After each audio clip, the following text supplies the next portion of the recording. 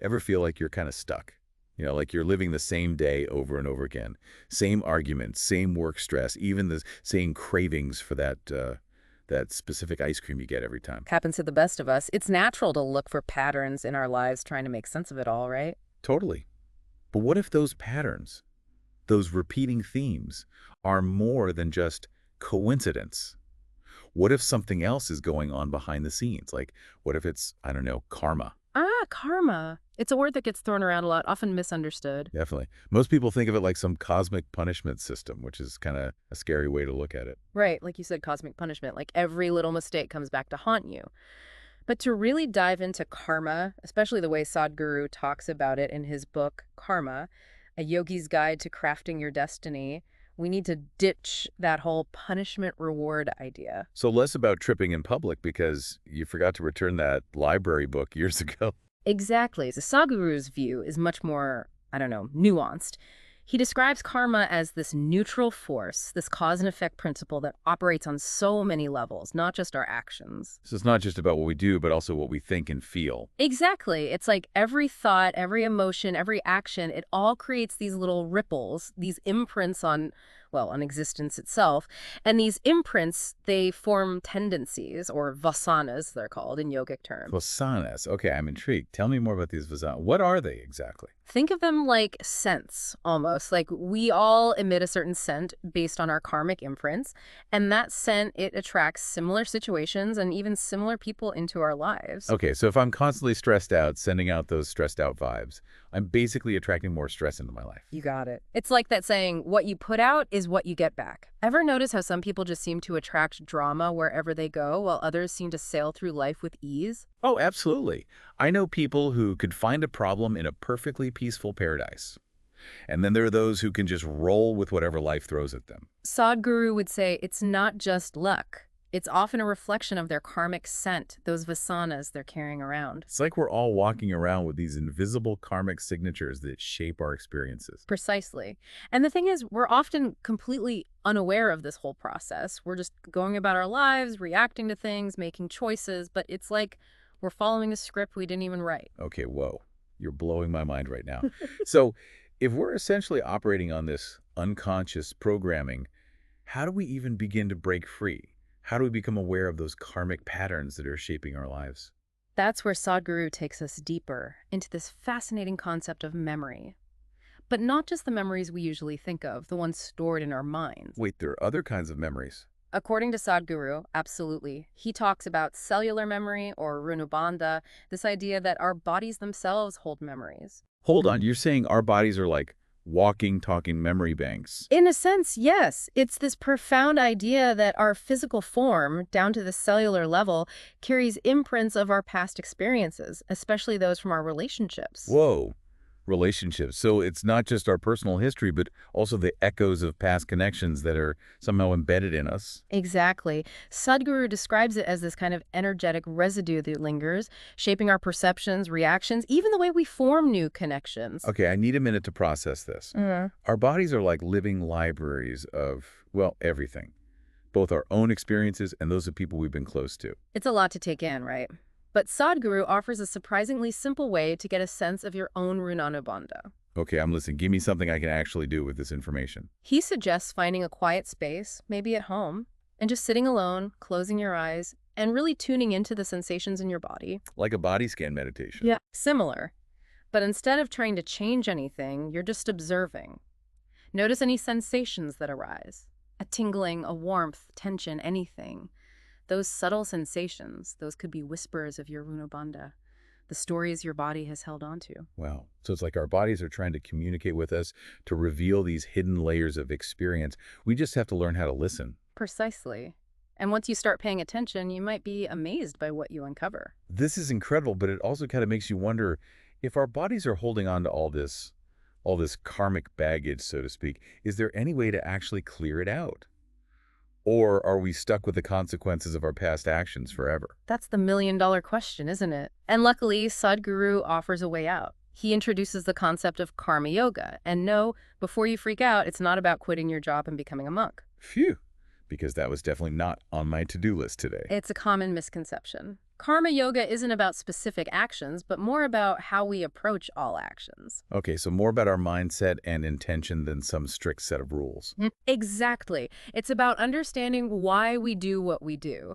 Are we acting from a place of genuine choice, or are we just reacting, unconsciously playing out those old karmic patterns? And to really illustrate this point, Sadhguru tells this hilarious story about two priests and a sign. Wait, is this the one about the priest holding that the end is near sign? You know it. Oh, I love this story. Tell it, tell it. So picture this. Two priests standing by the side of the road holding up this big sign that reads, "The end is near, turn around before it's too late." Okay, I can see it. A car comes speeding towards them and the driver yells out, "Get a life, you religious nuts." Oh no, here we go. And moments later, bam, they hear this terrible crash. Oh no. One priest turns to the other and says, maybe we should just make the sign say, "Bridge is out." Oh my God, that's hilarious. But also, wow, talk about missing the point. Exactly, and that's precisely Sadhguru's point. The priests, they were aware, they saw the car coming, but their awareness, it was clouded by their own agenda, their desire to save people. So true awareness, in the context of karma yoga, it means acting without that personal agenda, without being attached to a specific outcome. Exactly. It's about being fully present in the action itself, whether you're making breakfast, having a difficult conversation, or yes, even holding up a warning sign. Okay, so much easier said than done, right? Mhm. So what are some practical things we can do to cultivate this awareness, to start shifting those ingrained karmic patterns?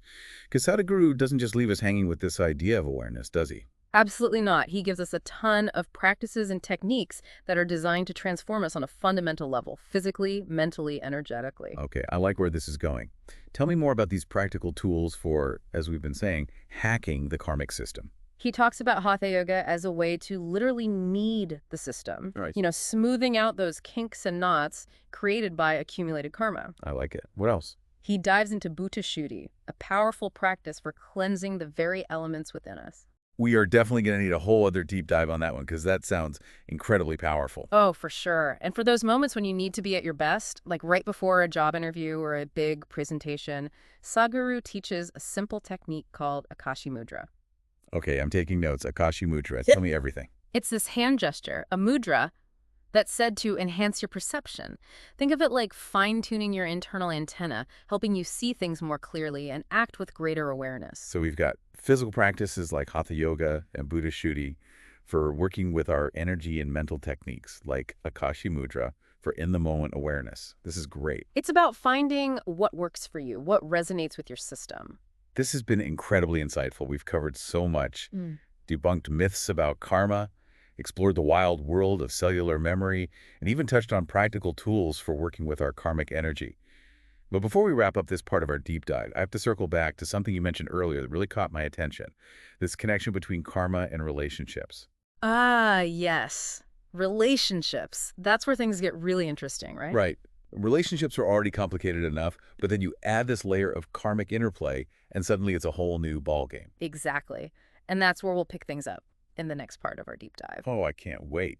This is good stuff. Yeah. Okay, so we're picking up right where we left off. Last time we were talking about how karma, specifically this whole Runanubandha thing, plays into relationships.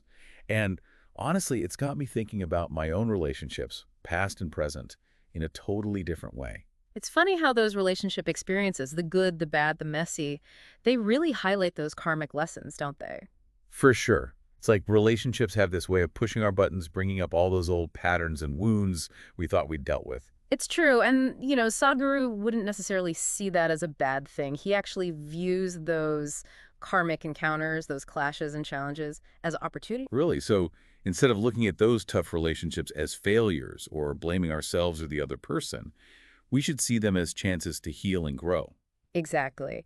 He talks about how those repeating patterns we often see in relationships, those are often coming from unresolved karmic imprints. So until we become aware of them, work through them, we're likely to keep repeating them. It's like we're stuck in this karmic Groundhog Day, playing out the same relationship dramas over and over.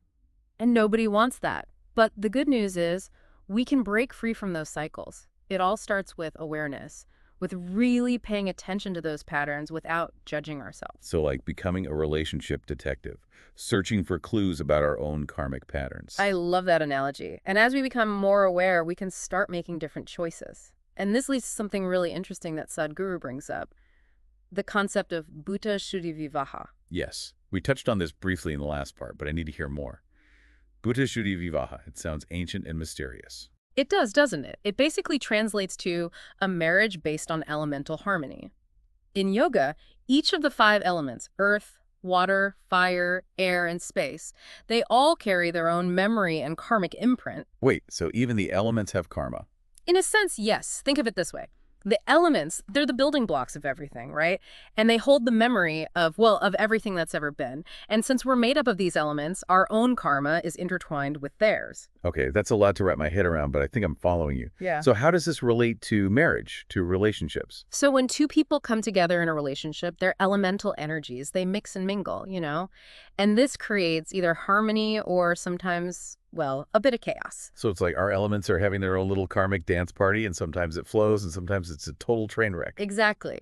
And what Sadhguru is saying is that with Butha Shuddhi Vivaha, the focus is on consciously working with those elemental energies, purifying them, so the relationship is built on a foundation of harmony. So it's like doing a deep karmic cleanse, individually and together, before you even enter the marriage. That's a great way to put it. It's about approaching the whole relationship with so much more awareness and intention. And Sadhguru suggests that this approach to marriage, it's not just some outdated tradition. He sees it as a really powerful tool for navigating relationships in today's world. It makes a lot of sense when you think about how much pressure there is to find the one. What if we focus less on finding that perfect person and more on being a more conscious partner ourselves, being aware of our own stuff, our karmic patterns, and how those patterns interact with another person's? That is so profound, and it's a huge part of what Sadhguru emphasizes. We have way more choice in how we do relationships than we think, even with all that karmic influence. It's empowering, right? We're not just puppets on a string destined to repeat the same mistakes. But what about those of us who aren't in a serious relationship right now, or even looking for one? Does all this Runanubandha stuff still matter? Because it feels like those past relationships, even the short ones, they can still have an impact on us. Absolutely. Runanubandha, remember, it's not just about romantic relationships, it's the energetic imprint from any significant connection. Oh, no, you're saying I'm still carrying around baggage from that awkward office fling from 5 jobs ago. It's possible, but here's the good news. We can work to dissolve those old patterns, create some healthy distance from those past connections. Okay, tell me more. How do we untangle ourselves from those old karmic knots, especially if those relationships are long over? Sadhguru talks about various techniques. Some are yogic practices, and others are more about how we live our lives, our daily choices. But one practice he keeps coming back to is Butha Shuddhi. Right, the element cleansing practice. So by clearing out those elements within us, we can also clear out the energetic residue of those past relationships. Exactly. Remember how we were saying that each element holds memories? By purifying them, we release the energetic charge of those old connections, creating space for new, healthier relationships. So we're not just cleaning out our emotional closets, but also doing some deep, energetic spring cleaning. I like it. It's a powerful process, and this actually ties into a larger point Sadhguru makes about karma. He says it's not just about individual actions and consequences, but also about the collective karma we create as a society. Yes, I was hoping we'd get to this. We've been mainly focusing on individual karma, but what about those bigger karmic forces at play, like global events or social issues? How much control do we actually have over that? Because let's be real, it feels like we're living through some pretty intense collective karma these days. It's a big question, for sure, and one that's super relevant right now. Sadhguru emphasizes that we have to acknowledge both our individual roles and the collective role we play in creating the world we experience. So it's not about blaming ourselves or getting overwhelmed by the state of the world, but recognizing that we're all contributing to this collective karma and then asking, okay, how do we make more conscious choices to create positive change? Yes. He often uses the example of the dramatic population increase in the last century. He says this isn't some random thing. It's a result of choices we've made, actions we've taken, or even, not taken as a collective. That makes sense. So things like climate change, social injustice, political turmoil, these are all, on some level, manifestations of our collective karma. To a certain degree, yes. And it's easy to feel overwhelmed by it all, right? Like, what can we possibly do as individuals to shift something so massive? But Sadhguru says that recognizing our own part in this collective karma, that's actually the first step to creating a different future. So it's about empowerment, not despair. Exactly. We focus on what we can control, our own actions, our thoughts, our contributions to the world, however small they may seem. And this is where those karma yoga principles become even more important. Right. Approaching everything, our work, our relationships, how we interact with the planet, with that awareness and a sense of offering, trying to create harmony rather than more chaos. Yes. Our individual actions, they ripple outwards. So even small acts of kindness, compassion, mindful living, those all contribute to a larger shift in our collective karma. It's a powerful reminder that we're all connected and that we all have a part to play in creating a better future. This is actually really hopeful. It is. We're not just passive bystanders in this cosmic play. We have the power, both individually and together, to shape our destiny through the choices we make every single day. It all comes back to that power of the present moment, the only place we can actually exercise that choice, that awareness to step out of those old karmic cycles. And this actually leads us to another concept that Sadhguru talks about, samadhi. He describes it as a state of being, of pure awareness and stillness, where the grip of karma loosens its hold on us. Samadhi, yes. It's been hinted at throughout the book, this idea of ultimate freedom and liberation, but it also seems really mysterious, almost impossible to grasp. I know what you mean. But Sadhguru, he emphasizes that samadhi isn't some far-off state reserved only for, like, monks or yogis living in caves. He says it's a potential that's within all of us. Oh, interesting. So we all have this capacity for liberation, for experiencing life beyond those karmic limitations. We do. And the practices and insights he shares in the book, those are like tools, to help us access that potential within ourselves. Okay, I am so ready to dive deeper into this whole samadhi thing. So last time we were talking about samadhi and how it's this state of being where, well, from what I understand, the grip of karma kind of loosens its hold on us. But to be honest, I'm still wrapping my head around what samadhi actually is. Like, Yeah. what does it feel like? What does it even mean to experience that level of freedom? Yeah, it's definitely one of those things that's easier to, experience than to put into words. But Sadhguru, he describes samadhi as this state of absolute stillness, this complete immersion in the present moment, where all that mental chatter we usually have, all those thoughts swirling around in our heads, they just kind of dissolve. And you're left with this profound sense of peace, clarity, this deep connection to, well, to something much bigger than ourselves. It sounds amazing, truly blissful. But honestly, it also sounds kind of impossible. Like, Sure. for those of us who aren't, meditating in a cave all day, how do we even begin to quiet the constant noise of our minds and tap into that stillness? It's a good question. And it's easy to think of samadhi as this, I don't know, this mystical experience that's only accessible to certain people. But what Sadhguru emphasizes is that this potential for samadhi, it's within all of us. He compares it to a seed, We all have that seed of samadhi within and through things like spiritual practice, mindful living, a shift in how we see the world, that seed can start to grow. I love that analogy. So it's not about instantly becoming enlightened overnight, but rather about creating the right conditions for that inner stillness, that samadhi, to naturally blossom. Exactly. And this is where understanding the connection between karma and samadhi becomes super important. Because what Sadhguru teaches is that our karma, those imprints of all our past actions, those can keep us trapped in these cycles of, of suffering and reactivity. They can make it really hard to see clearly, to experience life to the fullest. Whereas samadhi, that's a state of clarity and freedom from those limitations.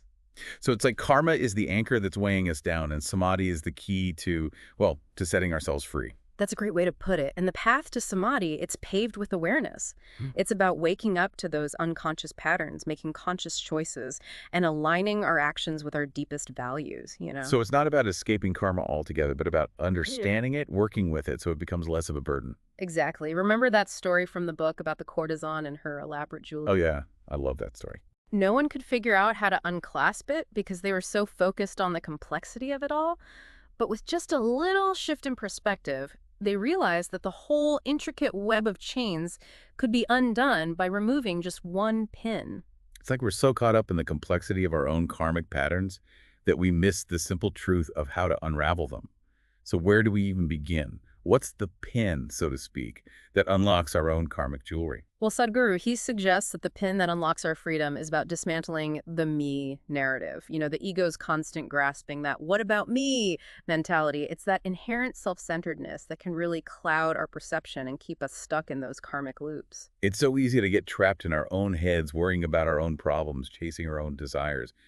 But how do we shift that? How do we move from me to we? Well, we have to remember that we're wired for connection, for compassion, for something bigger than just ourselves. Sadhguru reminds us that the whole point of this yogic path is to see beyond that illusion of separation, to realize that we're all interconnected, part of something vast and amazing. So expanding our circle of compassion, recognizing that interconnectedness, are there practical ways to actually do that? To shift from me to we? There are, and luckily they're not complicated. Yeah. Sadhguru talks about spending time in nature, practicing gratitude, helping others, even just looking at another person and seeing that spark of the divine within them. Simple things, but they can really shift our perspective. It's like those small everyday actions. They become almost like little cracks in the me bubble, you know, creating space for more compassion, more awareness to flow in.